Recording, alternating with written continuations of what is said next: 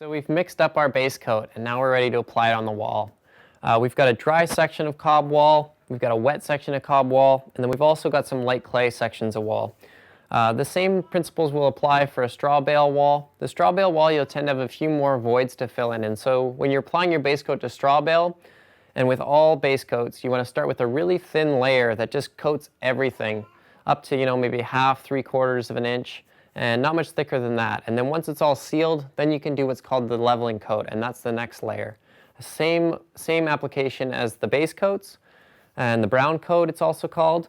But with the leveling coat, on a straw bale especially, you're really going to be applying a fair bit more material to make a nice flat surface and to even out all the variations.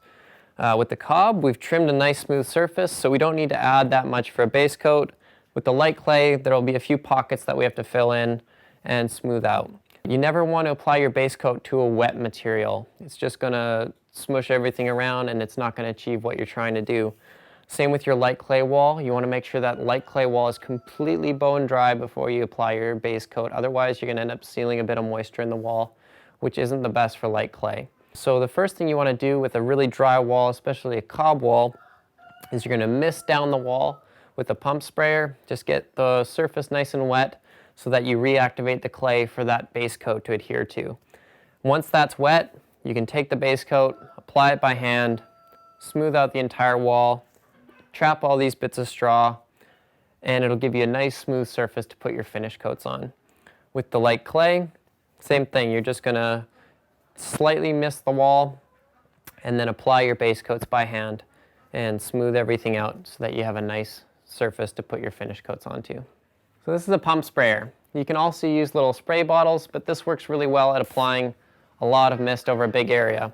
You're basically just pressurizing this little tank and then it forces the water into the sprayer and you can go along and mist the wall really accurately. You can usually also adjust the pressure, and so you can get more water or less water depending on whether you're putting it on cob or light clay, or if you're trying to get it in just a small area or a larger area. But it's a great way to really quickly dampen the wall, reactivate the clay, and get it ready for base coats.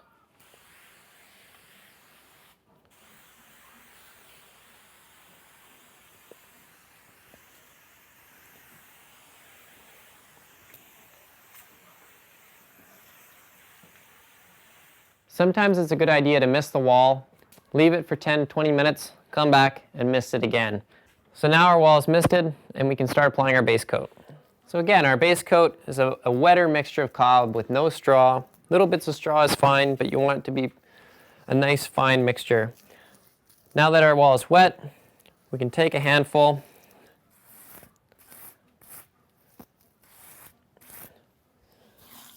spread it on the wall. And you don't need to worry about making each handful really smooth because you can come along with the next handful, get a big area on the wall,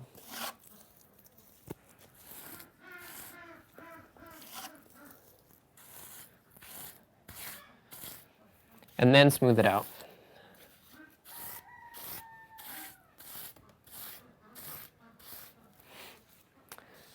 It also helps to have a bucket of water handy that you can dunk your hand into, and when you get your hand wet, you'll be able to get this surface even smoother.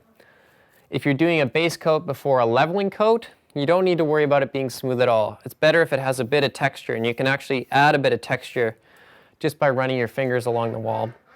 And that'll give something for that next layer of base coat to adhere to and to key into. You can also use your mister to get this wet and then to smooth it out with a clean hand.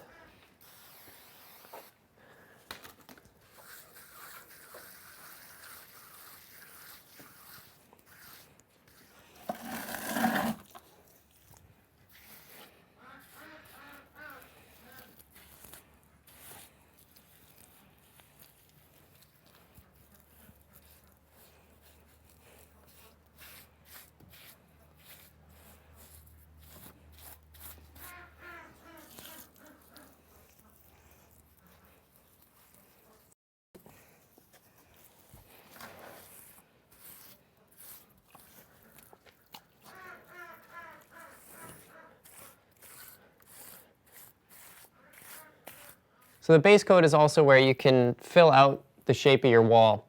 So if I want to bring this cob right out to the edge of this window buck, I can do that in the base coat.